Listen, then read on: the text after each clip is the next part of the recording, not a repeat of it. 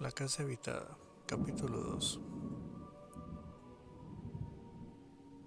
No fue hasta que llegué a una edad adulta que mi tío me dejó ver sus notas y los datos que había recogido en relación con la casa habitada.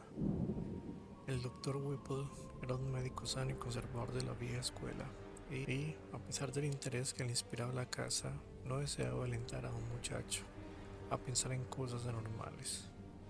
Propias opiniones en el sentido de que el edificio había sido construido en un lugar insalubre no tenían nada de anormal, pero se daba cuenta de que el pintoresquismo de lo que había suscitado su propio interés podría asociarse en la mente fantástica de un muchacho con toda clase de macabras imaginaciones.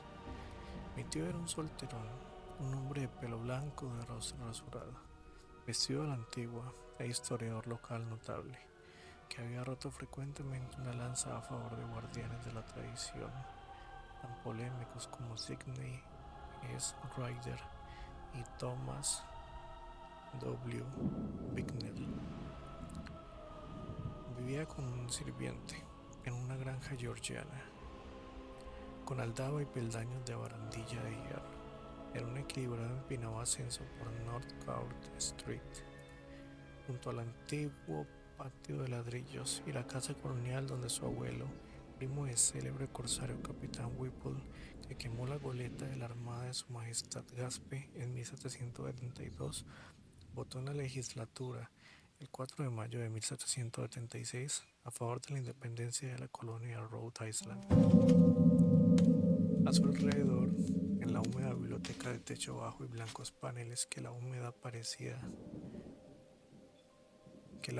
parecía amarillar, en una pesada repisa tallada sobre la chimenea y ventanas de pequeños cristales color vino, se guardaban las reliquias y documentos de su antigua familia, entre los cuales había muchas alusiones ambiguas a la casa habitada de Benefit Street.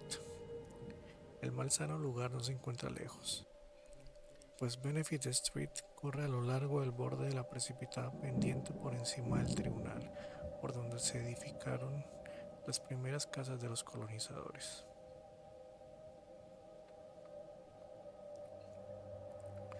Cuando finalmente, tras años de insistente fastidio y mi madurez, convenció a mi tío de que compartiera conmigo el tesoro acumulado, tuve ante mí una crónica bastante extraña. A pesar de la longitud de su contenido, sus estadísticas y monótonas genealogías, corría por ello una hebra continua de tenaz y persistente horror y de malignidad sobrenatural que me impresionaron más que al buen doctor. Sucesos independientes encajaban entre sí de manera asombrosa, y detalles, al parecer insignificantes, prometían un potencial de espantosas posibilidades. Una nueva y ardiente curiosidad brotó en mí, comparada con la que sentía de muchacho. Era débil y rudimentaria. La primera revelación me llevó a realizar una investigación a fondo y finalmente a aquella estremecedora búsqueda que resultó tan desastrosa para mí y para los míos, pues mi tío insistió en unirse a las pesquisas que yo había iniciado y, tras haber estado cierta noche en aquella casa, no volvió a salir conmigo. De hecho, ahora estoy solo, sin aquel espíritu amable cuyos largos años estuvieron llenos de honor, virtud, buen gusto, benevolencia y erudición. He erigido una urna de mármol en su memoria en el cementerio de Saint John, el lugar tan amado por Poe. El recogido soto de altísimos sauces que queda sobre la loma era donde tumbas y lápidas se agrupan serenamente entre la mole blanquecina de la iglesia, las casas y los muros de contención de Benefit Street. La historia de la casa, que se me dio a conocer en medio de un laberinto de fechas, no reveló ni un dato sobre su siniestra reconstrucción, ni sobre la próspera y honorable familia que levantó la casa. y sin embargo, desde sus comienzos la rodeó una aura de calamidades, que pronto adquirió proporciones de mal agüero. La historia, cuidadosamente recopilada por mi tío, comenzaba con la construcción del edificio en 1763 y desarrollaba el tema con una desacostumbrada cantidad de detalles. Los primeros moradores fueron William Harris, su esposa Robbie Dexter y sus hijos Elkanah, nacida en 1755, Abigail, nacida en 1757,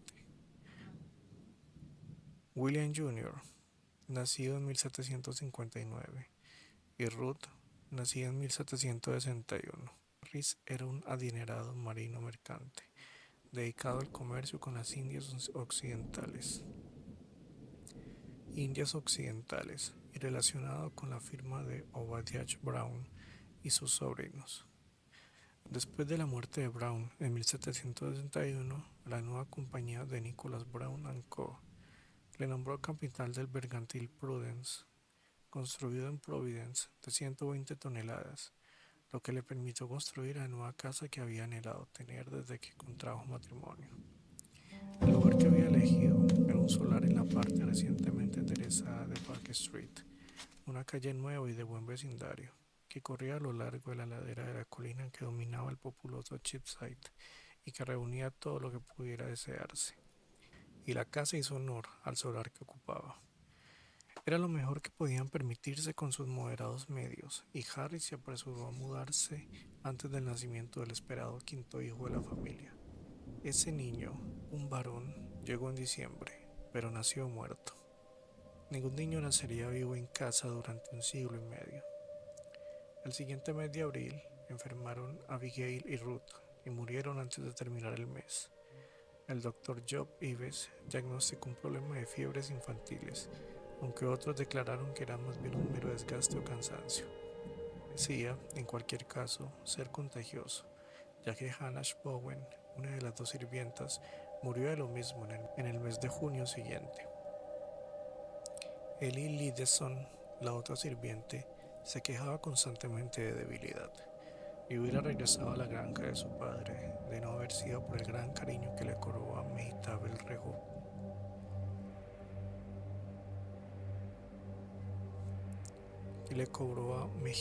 Rehobot, que había reemplazado a Hanach. Ellie falleció al año siguiente, año triste en verdad, pues en él murió el mismo William Harris, debilitado por el clima de la Martinique, donde sus ocupaciones lo habían retenido durante largas temporadas en la década anterior. Robbie, su viuda, nunca se repuso de la pérdida de su marido y de la muerte de su primogénita, Elkanah. Ocurría 2 años después. Significó el golpe decisivo a su razón. Robbie, su viuda, nunca se repuso de la pérdida de su marido y la muerte de su primogénita, Elkanah. Ocurría 2 años después. Significó el golpe decisivo a su razón. En 1768 fue víctima de una locura benigna y quedó recluida en el piso superior de la casa. Su hermana mayor, Mercy Dexter, soltera, llegó a la casa para cuidar de la familia. Mercy era una mujer sencilla y huesuda y de gran fortaleza, pero su salud disminuyó visiblemente desde el momento de su llegada. Estaba muy dedicada a su desafortunada hermana y tenía un especial afecto por su único sobrino sobreviviente, William. William, quien de bebé robusto se había convertido en un niño enfermizo. En este año, la criada Mehitabel murió y la otra sirviente, Preserved Smith, se marchó sin una explicación coherente. Puso un par de meras excusas y la queja de que no le gustaba el olor del lugar. Durante un tiempo, Mercy no tuvo ayuda ninguna, ya que las 7 muertes y el caso de la locura, todos ocurridos en el espacio de 5 años, comenzaron a poner en marcha el cuerpo de rumores que luego se hicieron tan extraños. En última instancia, sin embargo, llegaron nuevos sirvientes de fuera de la ciudad. Anne White, una malhumorada mujer de la parte norte de Kingstown, que ahora es la ciudad de Exeter, y un capaz hombre de Boston llamado Sena Slow. Fue Anne White quien primero dio forma definitiva al siniestro rumor. Mercy nunca debió tomar de criada a alguien de la comarca de Noseneck Hill, pues esas tierras remotas y atrasadas eran entonces, como hoy, un semillero de las más inquietantes supersticiones.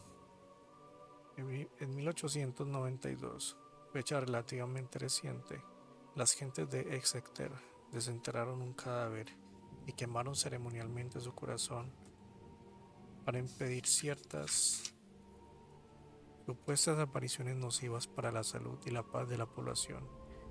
Puede imaginarse cuál era el punto de vista de alguien venido de esa comarca en 1768. Anne habló mucho e indiscretamente, así que, al cabo de unos meses, Mercy la despidió, reemplazándola por la fiel y amable Maria Robbins de Newport.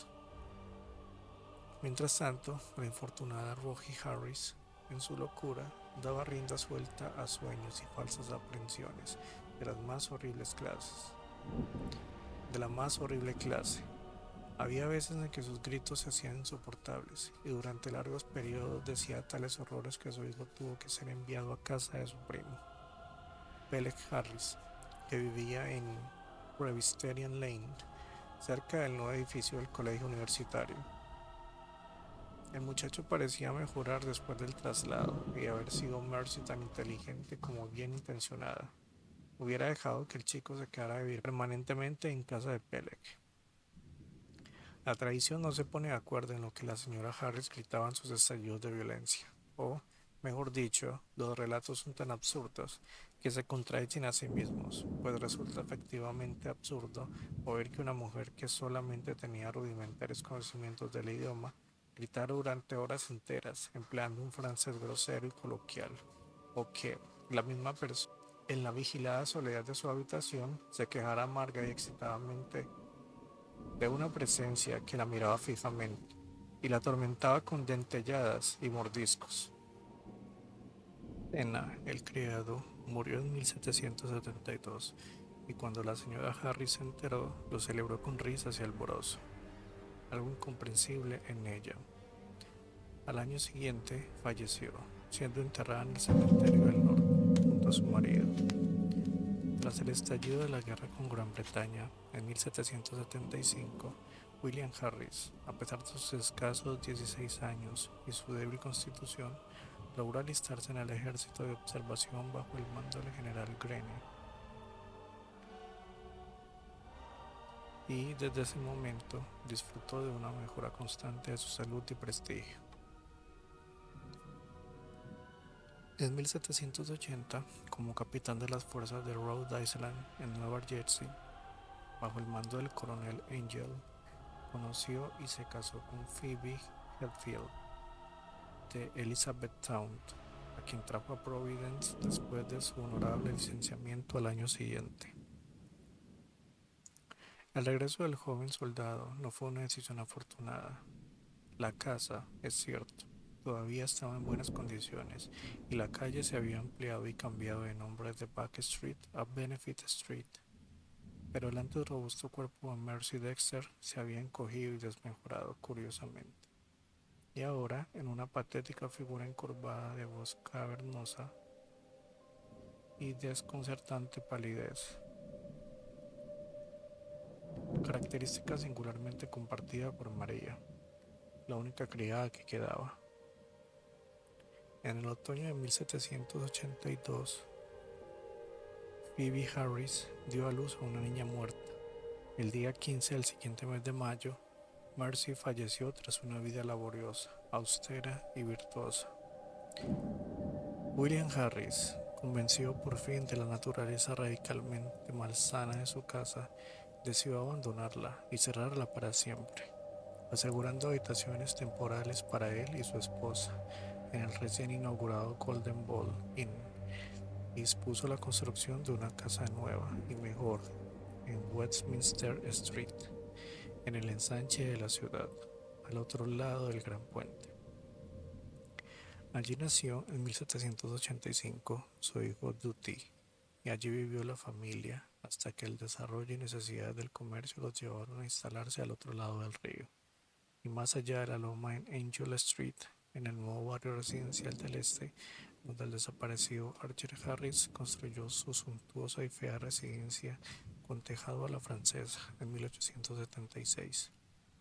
William y Phoebe murieron víctimas de la epidemia de fiebre amarilla en 1797, pero Dutty fue criado por su primo Rathbone Harris, hijo de Peleg. Rathbone, que era un hombre práctico, alquiló la casa de Benefit Street, a pesar del deseo de William de mantenerla cerrada. Consideraba que era una obligación para con su pupilo sacar el máximo provecho de todos los bienes del niño, y no le preocupaban las muertes y enfermedades que causaban tantos cambios de inquilinos, o la aversión cada vez mayor que la casa despertaba en la gente. Es probable que sintiera únicamente enojo cuando, en 1804, las autoridades municipales le dieron orden de fumigarla con azufre, alquitrán y alcanfor, como consecuencia del comentado fallecimiento de 4 personas, probablemente causado por un brote de fiebre epidémica. Se dijo que el lugar olía a fiebre. El propio Dutty pensó poco en la casa, ya que en cuanto creció, se enroló en la marina y sirvió con distinción en el Vigilant, al mando del capitán Cahone, en la guerra de 1812. Regresó ileso. Se casó en 1814 y se convirtió en padre la noche memorable del 23 de septiembre de 1815, en que una gran tormenta arrastró las aguas de la bahía, hasta que cubrieron la mitad de la ciudad lanzando una gran balandra a buena altura en Westminster Street, de modo que sus mástiles casi golpearon las ventanas de los Harris, en simbólica afirmación de que el recién nacido, Welcome, era hijo de marinero. Welcome no sobrevivió a su padre, pero sí vivió lo suficiente para morir gloriosamente en Fredericksburg en 1862. Ni él ni su hijo Archer supieron nada de la casa maldita. Más bien era un engorro casi imposible de alquilar, tal vez a causa de la perniciosa humedad y el olor a viejo y abandono.